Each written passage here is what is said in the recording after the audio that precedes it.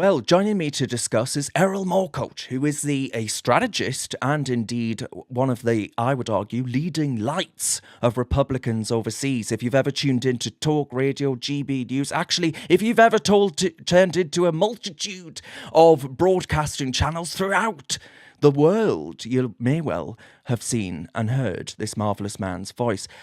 Erol, thank you so much for joining me. I just nearly had you over a picture of the bishop there, which would have been a total disaster, wouldn't it? There was that Operation Warp Speed, wasn't there, at one point? Well, actually, I would argue the last 2 days have been Operation Warp Speed for this administration. Oh, absolutely. I mean, we hit the ground running beyond the pageantry and all the goodwill going into the inauguration. We had the executive orders on deck, an hour straight of signings, revoking a lot of things, whether it be energy, blocking of pipelines, whether it be allowing funding for settlers in parts of Israel, totally across the board changes. It was something that was historic.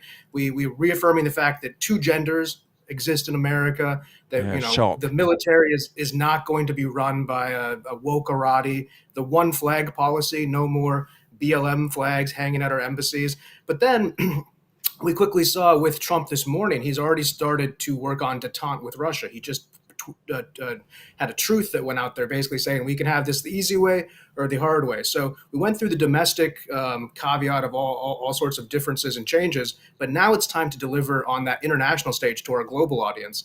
And that's where I think the warp speed is going to continue, because a lot of things can be taken care of domestically with executive orders, but internationally, a lot more nuance, a lot more deal making, and that's what Donald Trump's going to bring. But domestically, we're thrilled. I mean, America's back, baby. We've got, fifth industrial revolution coming. We have cryptocurrencies. We have a green revolution in nuclear power. All of AI needs compute. Compute needs energy. Yeah, You see a lot. 3 Mile Island, a lot. So 3 Mile Island nuclear reactor, Microsoft just put billions of dollars to restart it. Google has commissioned 3 new builds for nuclear reactors. I mean, this is how you bring costs down. When you buy an apple or some food at the grocery store, you're not paying for the item. You're paying for the cost of picking it and transporting it and refrigerating it. And all of that is really just tied to hydrocarbons.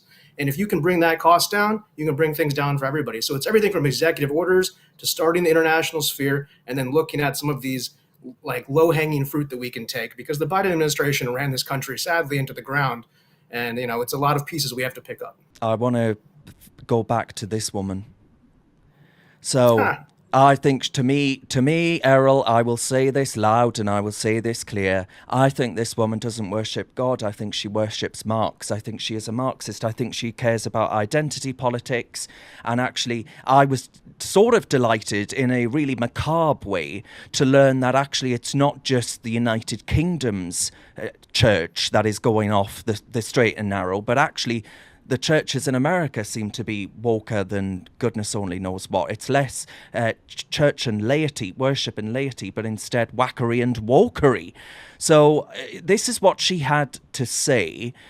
And my friend John in Northern Ireland tweeted this. He says, as a gay man, I would have fully supported President Trump getting up and walking out of this service, an official service that it was.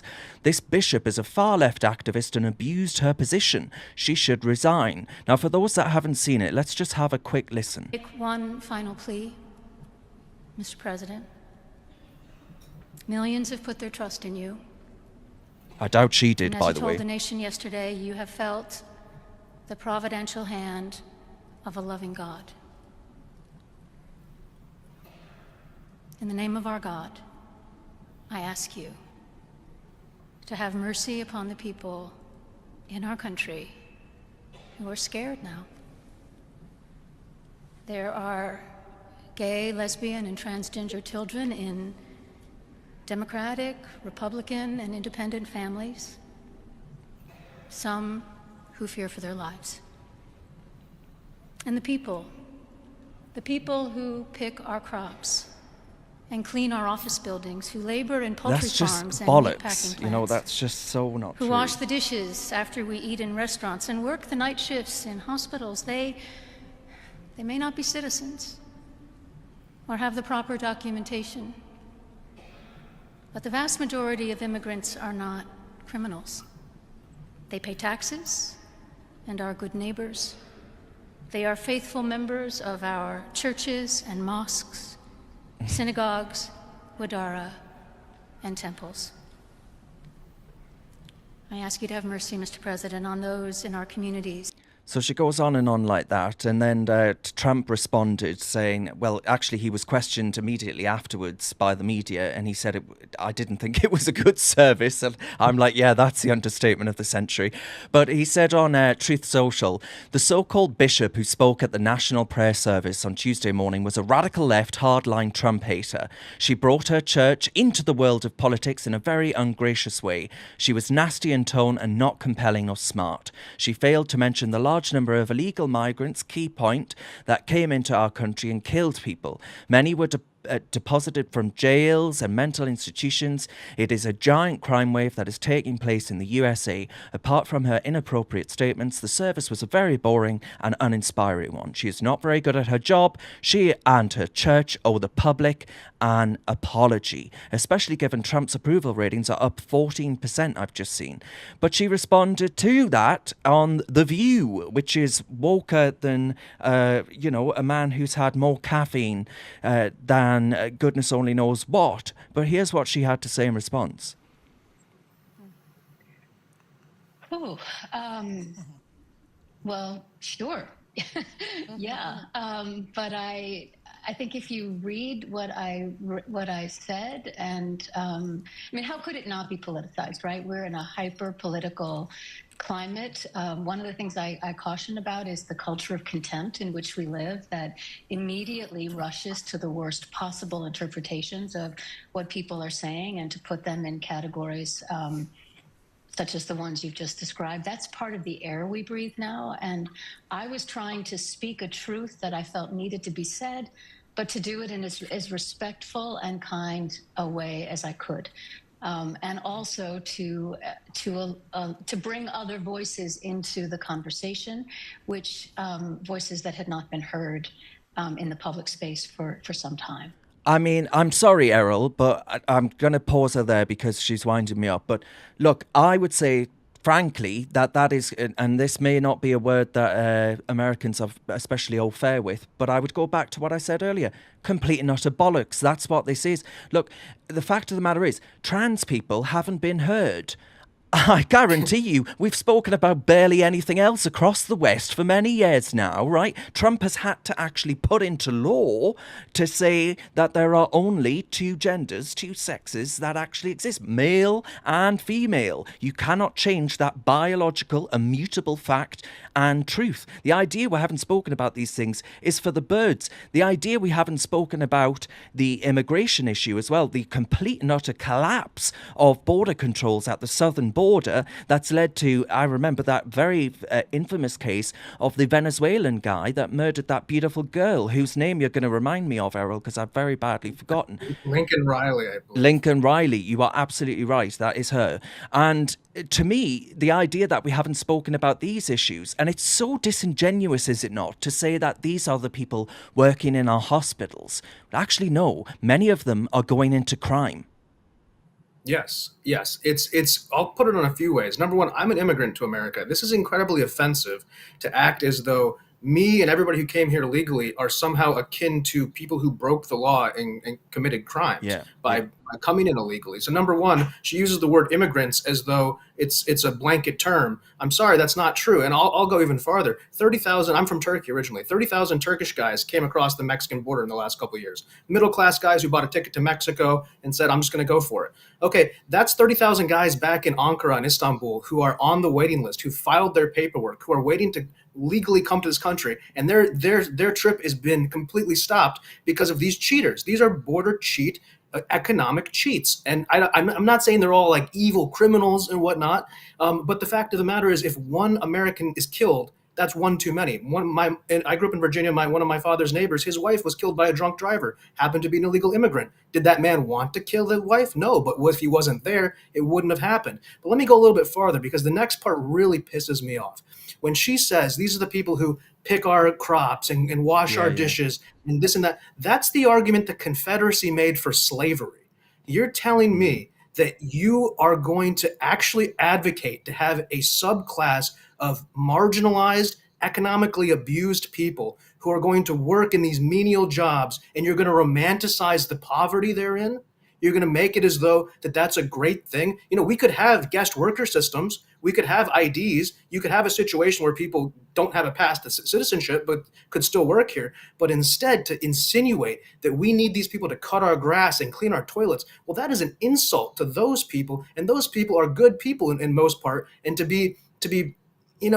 hear that almost Confederate argument. When I was at Berkeley 10 years ago, they were doing the same thing. Who's going to clean your toilets? And I said, man, that's the worst argument you could ever make. And then you put that all together with her sermon and what she did about gay and lesbian and transgender. I don't know anybody in the Republican Party who wants to do any harm to anybody of any sexual orientation. I know gay and lesbian members of the Trump mega wing of the party. I don't personally know any transgendered members, but that's maybe just the circles I run in. But the idea that we're somehow trying to hurt them is also very offensive. Just because we believe in two genders, that doesn't mean that we're against gays and lesbians, and that doesn't mean we're against transgendered people who are adults and doing their own thing. The biggest thing that our group has ever said is, if you're under 18, you can't get a tattoo without your parental consent. So probably doing body modifications to this degree, also you need parental consent. Once you're 18, bro, go and you live your life and there's no stress. Stay away from the kids, and then don't come and do the drag shows for the kids at the library. If it was about social good from that, you would go to the nursing homes, right? You would go to other audiences. So don't seek out audiences that are suspiciously that give people suspicion. And that's really all it is with the transgender community. A couple small caveats. I don't want my fiance or my neighbor's new young daughter to go into a bathroom when there's perhaps different people in there. These are the problems we have. Nobody's trying to eradicate anybody or eliminate anybody. And so that's divisive rhetoric coming from her. So the way I saw it, she said anti-immigrant, pro-slavery, and it was a very bastardized explanation of how she thought that Republicans feel about gays, lesbians, and transgendered people, which is just, my neighbor had a LGBTQ for Trump sign on the back of his truck. He's like, the most red-blooded American guy you'd ever meet. And, it's not the real narrative. And she's sort of speaking in these coded terms to her group of people who buy that nonsense still. And the worst part, I'll just end on this, is that they make the Confederacy argument. They make the argument basically for slavery. And I think it's disgusting. Yeah, well said. I think actually her saying that this was politicized by President Trump, this was an entirely political speech, and it was deliberate. She knew that this would be a launch, a platform launch. She's done every media interview that's been asked of her. The idea that she's shying away and thinking, oh dear, this wasn't meant to be political. This is nonsense. Of course it was meant to be political, and it was a deliberate smear, as you say, against the millions and millions of people that voted for the Republican Party last year. So, yeah, I think she has done the church a real disservice, actually, and she ought to be ashamed of herself. But I dare say she's actually luxuriating in her newfound fame on the X platform and Blue Sky. She's probably very popular on Blue Sky, this sort of lame liberal platform. All 10 people on that website. Yeah, exactly. I'm sure Whoopi's on there or someone like that. Anyway, right. You mentioned actually earlier, but I want to just finally touch upon what it was you were saying, just to elaborate for our British audience. Because Trump is actually poised, according to The Independent, poised to reject Peter Mandelson, Lord Mandelson, who was a cabinet minister who was sacked 3 times under a Labour government between 1997 and 2010. And he's now Lord Mandelson. And Trump apparently is poised to reject him as ambassador to the US unless serious restrictions are placed on his activities. The incoming president is minded to reject his credentials as the UK's ambassador, with reports of splits in Downing Street over the actual appointment. A source in the Trump team told The Independent that actually there's a possibility that they approve it conditionally. There would be a very short leash. What would you say to those of us in this country who are very pro the United States of America, and I would put myself in that camp, and are deeply concerned about this damaging a deeply special relationship? I would say that there's two levels of it. So one thing to be positive to start with is that above the fray here, we have our Five Eyes, we have our multinational agreements, our navies, our Air Force. So when it comes to like serious life or death things, I don't think this impacts it. However, if you're pro-America and you want to be doing trade with America, especially favorable trade, which we would like to do with the UK, this would be a concern. I mean, having your ambassador, I have very inside information on this. There's almost no chance that he's allowed. And the Wow. short leash that we're going to offer him is going to be probably unacceptable to Keir Starmer.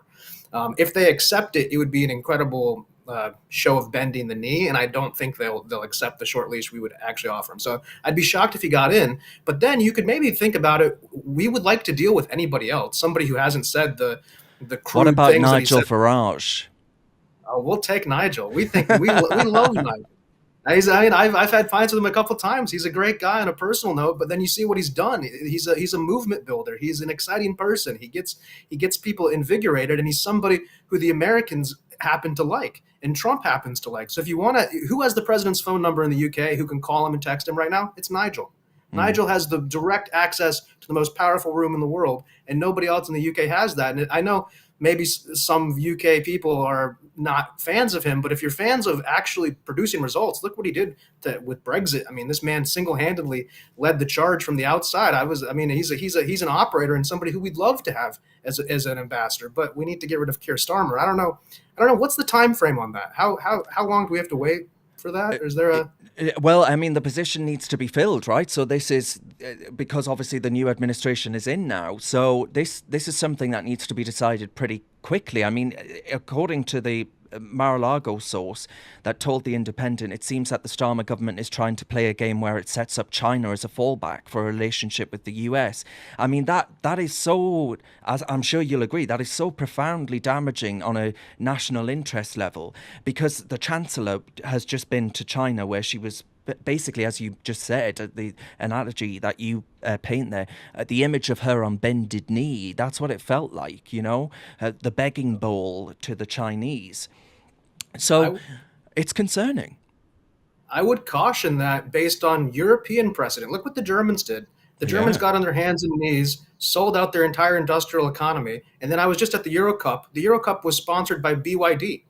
They're selling Chinese cars in Germany, German industrial base getting shellacked. All of their multinationals, do you think they brought that revenue back to Germany? No, No. of course not. So what's going to happen if the UK does that? Same situation. You're going to get taken advantage of. The crown jewels of your economy will be stolen from you slowly. And people in the UK will likely, as they did in America in the 80s and 90s, sell out the working class if they can.